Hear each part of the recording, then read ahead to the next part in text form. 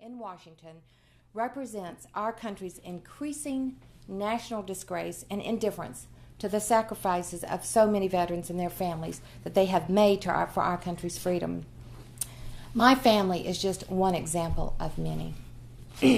Our family not only lost my husband of 16 years, the father of our 3 children, we also lost our dream home in Chapel Hill, North Carolina, that he had designed himself, and we had built together for over 10 years. We lost it to foreclosure during his terminal illness.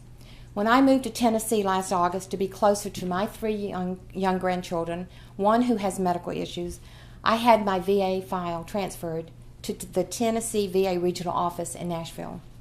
I also returned the keys to the home my children and I lived in for the last 12 years, because it too is now facing short sale or foreclosure. Some years ago, I was asked to write a speech about a government agency for baccalaureate class. I, of course, chose the Veterans Administration. When I first began my speech with statistics and numbers, which is what the professor wanted us to do, he said, just let them know how many numbers are out there for the public agencies. I closed my notes, and then I stated to the class, if you remember just one thing from my speech tonight, please keep in mind when you're out with public agencies that the file number in each case you work on in a public agency are not numbers. They represent real people and real families. My family is one of those families. I then took the cover off of a large framed photo of our family in the classroom that was on a stand beside me at the podium, a photo taken just 1 month after my husband was diagnosed with terminal cancer from Agent Orange. I then introduced myself. My name is Elizabeth Denise Caldon. My husband's name is Jim Caldon. Our children were Sean, Logan, and Brian. Our children are now 32, 30, and 28 years of age, and they live with the fact every day that their father died for our freedom in our country. Our oldest son, Sean, graduated from Georgia College and State University with a digital media degree. He works full-time and lives in Georgia. Our daughter, Logan, graduated from Valdosta State University with a degree in psychology.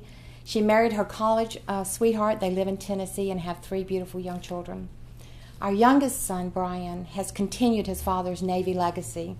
He is a former instructor in the Navy Nuclear Power Engineering Program in Charleston, South Carolina, where he received the 2004 Commanding Officer's Personal Excellence Award. Brian was deployed on the USS Dennis for years and is now married and was recently promoted to Chief Petty Officer. He is currently stationed at Bremerton Naval Base and is teaching as a Naval Nuclear Engineer instructor. In January 2003, when our youngest son Brian was just 18, he encouraged his sister and brother to celebrate what our family had overcome through all these years watching their father slowly die in front of us, financially and emotionally and physically.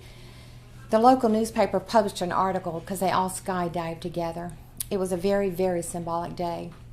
My goal is to complete the book I am now writing that shares our family's long journey with the VA claim system. There are many more chapters in the book, chapters that I will not go into tonight. Among them are 2 major surgeries that I underwent in Atlanta in 1994 and 2004. I assure you, those surgeries were a piece of cake compared to the years I have fought the VA claim system. I have been told over the years by other VA representatives in many states that the VA claim system has a reputation of taking every step possible to never admit when they've made a mistake, and in my case, allowed themselves to be scammed for over 17 years by an individual who, based on law, should be federally charged.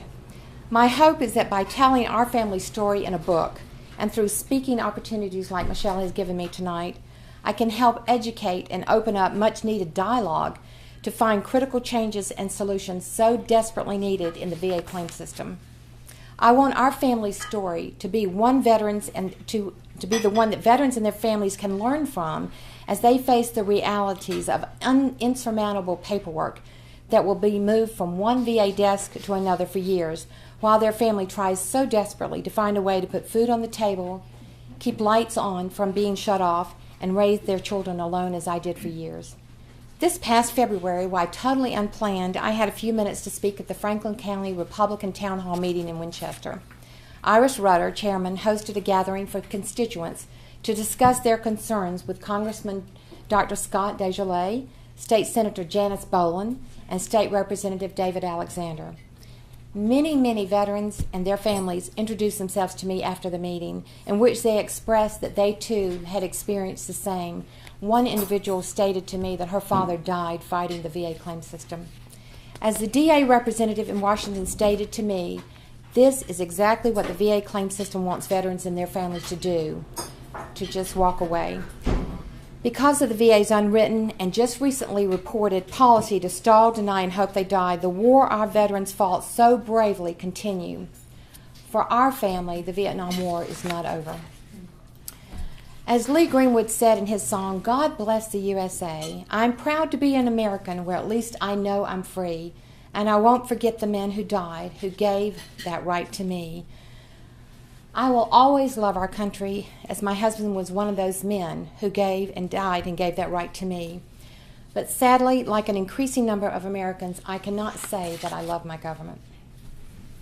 I received a call on February 23rd from Bethesda, Maryland, attorney who stated, and I quote, "The Tennessee VA Regional Office wants another 60 days to address the U.S. Court of Appeals for Veterans Claims ruling in 2010 and the Board of Veterans Appeals ruling in 2012. The 60 days will begin the date of this letter." It is now June 17th, and I have not heard a word. While I have lost count on how many times over the last 17 years I have heard 60 more days, from the Georgia VA Regional Office in Atlanta, the Board of Veterans Appeals in Washington, D.C., and now the Tennessee VA Regional Office, I will remain hopeful that with enough voices being heard nationwide, hopefully yours included, the serious issues that the VA claim system will be addressed, changed, and improved for thousands of brave veterans, widows, and their families who have sacrificed so much for our country's freedom. After many more calls requesting a status report from the Tennessee VA Regional Office in Nashville, my attorneys in Bethesda discovered that the Tennessee VA Regional Office had mistakenly sent my file to the VA Pension Center in Philadelphia a few months ago, as the person from Oregon who had federally violated rules already has submitted her application for my VA pension benefits. And the Tennessee VA Regional Office quickly sent my file up. They sent my file in, even following 2 joint motions for remand in 2010, telling them to expedite the resolution. It's another example of the critical lack of communication and checks and balances within the VA claim system that results in the continued sacrifices of so many veterans and their families. What I have described to you tonight is just the norm for all veterans and their families.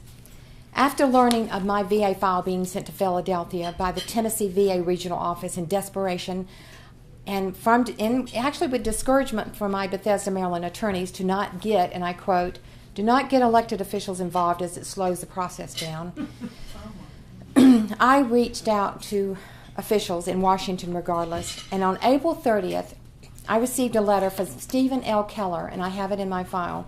He's the acting chairman of the Board of Veterans Affairs up in Washington, D.C., stating that he had forwarded my correspondence to the Tennessee VA Regional Office in Nashville for their review and direct reply to me. Mr. Keller further stated, and I quote, "The law requires that all claims which are remanded by the Board for additional development must be handled expeditiously."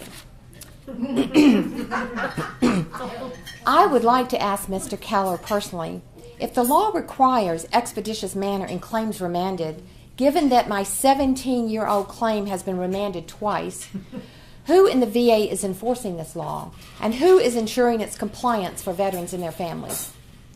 When I moved to Tennessee last August and had my VA file moved to Nashville, I received an email from a top official at the Georgia VA Regional Office who had been following my case for years. I will not release his name out of courtesy for him. He had been following my claim for years and wrote to me and said, "I wish you well, and I pray that you will get everything you are entitled to. If it were up to me, I would write you a check today." Even he, a top official at the Georgia VA Regional Office in Atlanta, was angry at his colleagues for not admitting their horrific injustice to my family for 17 years, and he too could do nothing. My hope is that the Tennessee VA Regional Office will set an example for VA regional offices across the nation by correcting the unquestionable and legal injustice made by Georgia. It will send a powerful message and will be a wonderful chapter and ending to my book, which will be completed soon. On a positive note, a younger generation of veterans' widows who have a website, it's called the American Widow Project, and they're mainly from Iraq and Afghanistan, featured our family's long journey with the VA claim system on their website in June of 2012. That link is available to anyone at any time. Referring to the years we watched my husband slowly die from his exposure to Agent Orange and our struggles physically, financially, since his death in 1996, our oldest son, Sean, wrote a letter of support to the VA on my behalf. One statement in my son's letter to the VA is one that I will always cherish. He wrote, "This is a small battle compared to the war that my mom has already won."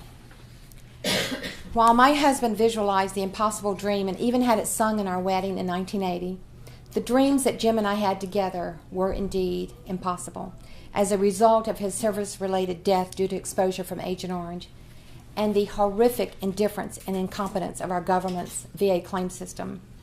Regardless of how many more years I have to fight this battle within the VA claim system, I want to assure everyone tonight that I will continue.